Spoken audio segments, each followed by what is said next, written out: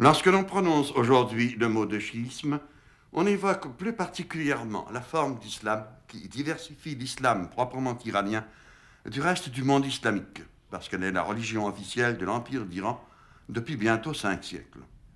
En fait, les origines du chiisme remontent aux premières générations de l'islam, mais il est indéniable que les facteurs iraniens et les personnalités iraniennes ont joué dans sa formation un rôle prépondérant. Le chiisme offre en doute une théologie et une philosophie extrêmement riches en arabe et en persan. Elles sont malheureusement celles qui ont été les moins étudiées jusqu'ici. Quant au mot lui-même, chiisme, il n'est qu'une francisation du mot arabe shia, lequel désigne tout groupe de personnes à la poursuite d'un même objet. Il correspond rigoureusement au latin secta, c'est la secte, l'école des adeptes ralliés à la personne du gendre du prophète, le premier imam Ali ibn Abi Taleb, à cause de la signification unique et précédente qu'elle revêt pour eux.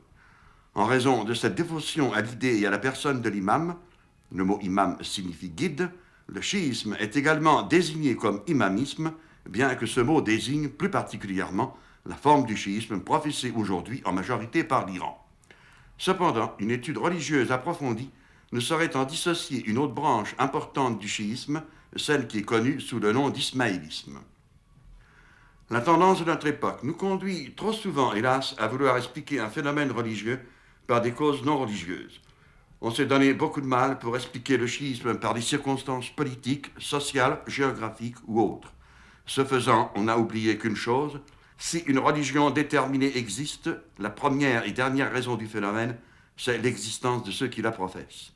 L'explication première et dernière du chiisme, ce sont les chiites eux-mêmes. On peut rassembler toutes les circonstances possibles, toutes les causes théoriques idéales. Cela ne suffira jamais à donner un seul chiite si tout d'abord n'existe pas concrètement la forme et l'exigence d'une conscience religieuse proprement chiite. Cette forme spirituelle, nous pouvons en relever les caractéristiques tout au long de son histoire. Pour être très bref, j'en relèverai deux qui m'apparaissent dominer une structure commune à la fois à l'imamisme et à l'ismaélisme. Il y a d'une part cette idée qu'aucun des attributs que les hommes décernent habituellement à la divinité, même dans le monothéisme, n'atteigne réellement celle-ci en son essence. La divinité n'est connaissable et l'homme n'a de rapport avec elle que sous la forme en laquelle elle se révèle à lui et qui correspond nécessairement à son propre mode d'être. Elle est la forme humaine en sa perfection et c'est cette perfection que signifie la personne de l'imam. Celle-ci est la manifestation divine, la théophanie.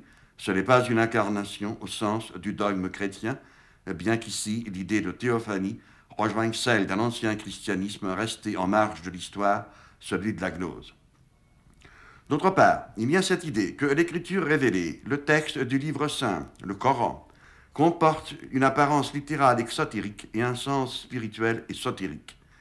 La connaissance de celui-ci signifie la nouvelle naissance de l'âme, son salut, sa libération. Or, le premier détenteur de ce sens fut précisément l'héritier spirituel du prophète, le premier imam, et après lui, ses descendants directs. Finalement, ce sens spirituel, c'est lui-même, non pas certes son individualité empirique et historique, mais le secret de la personne de l'imam investi d'une fonction cosmique. C'est pourquoi la connaissance salvatrice peut être désignée comme étant la connaissance de l'imam. Et cela déjà suffit à nous faire entrevoir d'une part la diversification profonde du chiisme à l'égard de la majorité sunnite de l'islam, et d'autre part sa consonance avec cette forme religieuse que nous connaissons d'ailleurs sous le nom de gnose, qui exista dans le christianisme, mais qui préexistait à celui-ci, comme il préexista à l'islam. La concentration de la piété vécue et de la réflexion philosophique sur la personne de l'imam, élevée ainsi au rang d'un archétype, nous permet également de saisir l'unité qui persiste sous les diversifications du chiisme.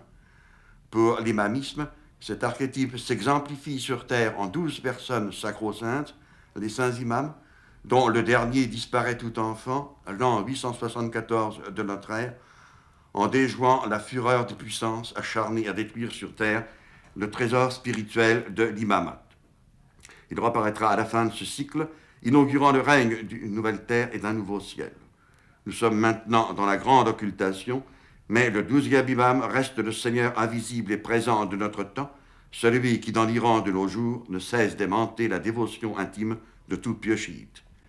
Dès les premiers temps qui suivirent sa disparition au IXe et Xe siècle de notre ère, la pensée chiite commença à élaborer ses traditions propres et ses thèmes majeurs. Parmi ses principaux docteurs figurent des notabilités iraniennes, Kulaili, Imbabouye, Abu Ja'far Toussi, et ce n'est point un hasard. Il n'y a aucune relation, aucune raison de minimiser l'importance d'un tel fait. Les vicissitudes traversées par le petit groupe de fidèles chiites seront souvent très dures. Ils n'émergeront des tracas et des persécutions qu'avec l'avènement de la dynastie safavide en Iran au début du XVIe siècle. Ce nombre 12 que nous venons de relever ne résultait pas d'une constatation empirique. Lui aussi est un nombre archétype, un chiffre symbolisant une totalité parfaite. C'est de la même manière qu'il faut entendre le chiffre 7 qui caractérise le chiisme ismaélien. Ces nombres expriment à la fois un rythme de la conscience et une loi cosmique. On désigne souvent pour cette raison les deux grandes branches du chiisme comme celle des duodécimains et celle des septimaniens. Ces derniers, ce sont les ismaéliens, chez qui le sens ésotérique du véritable islam est poussé beaucoup plus loin que dans l'imamisme. Ces chiites ismaéliens, que l'on a parfois désignés comme les templiers de l'islam, représentent en tout cas par excellence la gnose en islam. Mais contrairement à ce que l'on croit parfois, l'ismaélisme n'est nullement la création de Hassan et Sabah, pas plus que la réorganisation de l'ordre ismaélien en Iran par ses soins, lorsqu'il prit comme centre le château fort d'Alamout, ne consista à fonder un ordre d'assassins. Il y a là un mauvais calembour qui a traîné en Occident au long des siècles. Ce que nous en savons aujourd'hui devrait éviter aux publicistes hâtifs de se faire les complices inconscients de la propagande abbasside et épargner cet affront à la communauté ismaélienne encore existante de nos jours. L'ismaélisme doit son nom au jeune imam Ismaïl, mort prématurément vers 765, fils du sixième imam, Ja'far as-Sadiq, l'une des plus grandes figures parmi les saints imams. C'est dans son entourage que s'élabora la théosophie du chiisme. Plusieurs de ses familiers avaient des relations suivies avec des non-musulmans, gnostiques, bardessaniens, manichéens, chrétiens nestoriens. C'est chez les plus fervents et les plus enthousiastes d'entre eux que se constitua ce que nous pouvons appeler le proto-ismaélisme. Une période obscure dure ensuite jusqu'à l'avènement des Fatimides au Caire en 909, et brusquement, nous voyons surgir des œuvres philosophiques considérables. Elles ont été gardées pendant des siècles dans le secret des bibliothèques ismaéliennes. Il n'y a qu'un petit nombre d'années que nous pouvons en étudier quelques-unes. Mais ici encore, nous relèverons que les noms des grands penseurs qui ont élaboré des synthèses aussi imposantes et originales que celles d'Avicenne sont encore au Xe et au XIe siècle des noms iraniens, Abu Yaqub Sejestani, Mohayyad et Shirazi, Nasser Khosrou, Hamid ad-Din Kermani, etc. Après le grand schisme consécutif à la mort de l'imam Mustansia Billah en 1094, c'est un ismaélisme réformé qui, grâce à la fondation d'Alamout, survécut autonome en Iran. Il se caractérise comme une religion de la résurrection et de salut personnel. Il ne fallut pas moins que la tempête mongole pour abattre l'organisation de ses commanderies en 1256, sans pouvoir pourtant l'arracher de la terre iranienne. L'ismaélisme y a survécu sous le manteau du soufisme. Il y eut dès lors interpénétration idéologique profonde entre l'un et l'autre.